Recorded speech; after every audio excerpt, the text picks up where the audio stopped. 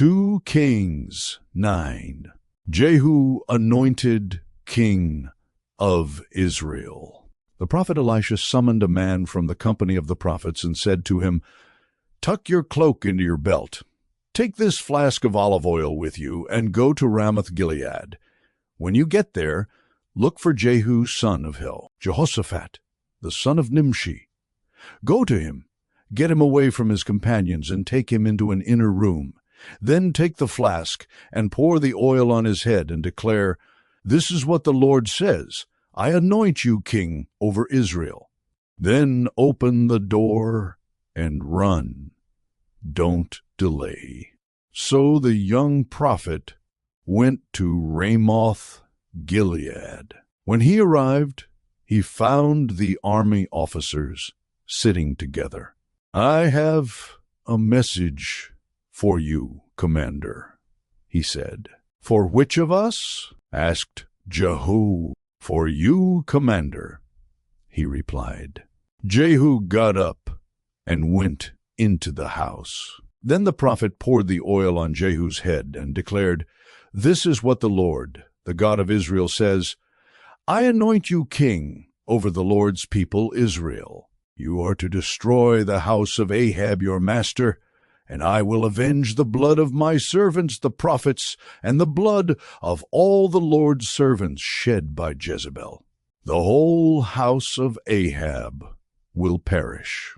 I will cut off from Ahab every last male in Israel, slave or free. I will make the house of Ahab like the house of Jeroboam son of Nebat, and like the house of Baasha son of Ahijah. As for Jezebel, dogs will devour her on the plot of ground at Jezreel, and no one will bury her." Then he opened the door and ran.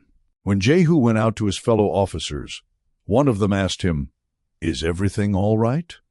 Why did this maniac come to you? You know the man and the sort of things he says." Jehu replied, "That's not true. They said, 'Tell us.'" Jehu said, "Here is what he told me. This is what the Lord says, I anoint you king over Israel." They quickly took their cloaks and spread them under him on the bare steps. Then they blew the trumpet and shouted, "Jehu is king." Jehu kills Joram and Ahaziah. So Jehu son of Jehoshaphat, the son of Nimshi, conspired against Joram.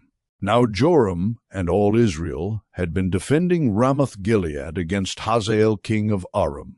But King Joram had returned to Jezreel to recover from the wounds the Arameans had inflicted on him in the battle with Hazael king of Aram. Jehu said, "If you desire to make me king, don't let anyone slip out of the city to go and tell the news in Jezreel."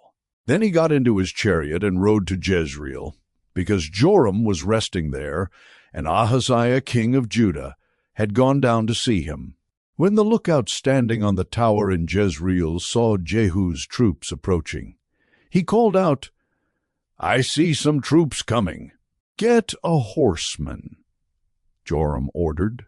"Send him to meet them and ask, 'Do you come in peace?'" The horseman rode off to meet Jehu and said, "This is what the king says. Do you come in peace? What do you have to do with peace?" Jehu replied, "Fall in behind me."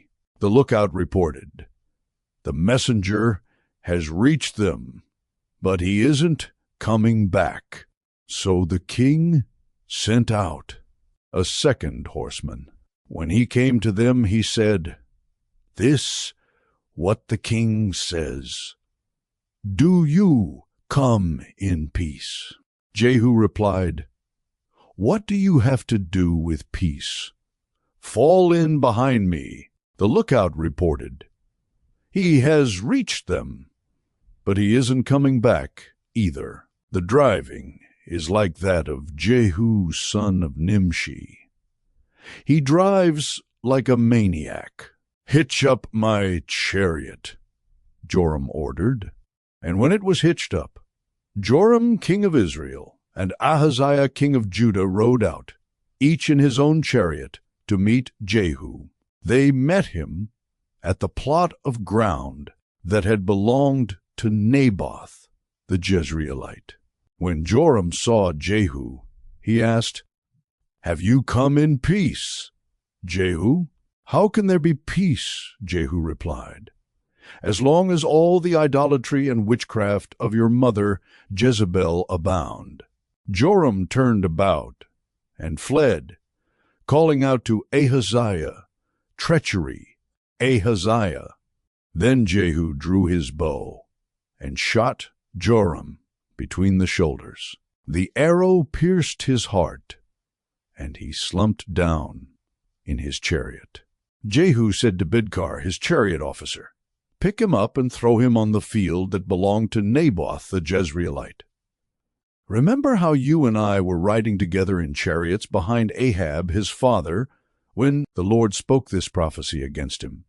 Yesterday I saw the blood of Naboth and the blood of his sons, declares the Lord, and I will surely make you pay for it on this plot of ground, declares the Lord. Now then, pick him up and throw him on that plot, in accordance with the word of the Lord." When Ahaziah king of Judah saw what had happened, he fled up the road to Beth-Hagan. Jehu chased him, shouting, "Kill him too." They wounded him in his chariot on the way up to Gur near Iblim, but he escaped to Megiddo and died there. His servants took him by chariot to Jerusalem and buried him with his ancestors in his tomb in the city of David. In the 11th year of Joram son of Ahab, Ahaziah had become king of Judah. Jezebel killed. Then Jehu went to Jezreel.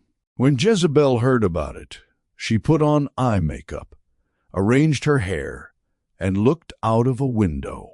As Jehu entered the gate, she asked, "Have you come in peace, you Zimri, you murderer of your master?"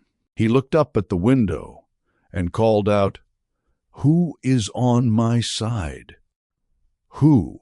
2 or 3 eunuchs looked down at him. "Throw her down, Jehu." So they threw her down, and some of her blood spattered the wall and the horses as they trampled her underfoot. Jehu went in and ate and drank. "Take care of that cursed woman," he said, "and bury her, for she was a king's daughter." But when they went out to bury her, they found nothing except her skull, her feet, and her hands. They went back and told Jehu, who said, "This is the word of the Lord that he spoke through his servant Elijah the Tishbite on the plot of ground at Jezreel. Dogs will devour Jezebel's flesh. Jezebel's body will be like dung on the ground in the plot at Jezreel, so that no one will be able to say, 'This is Jezebel.'"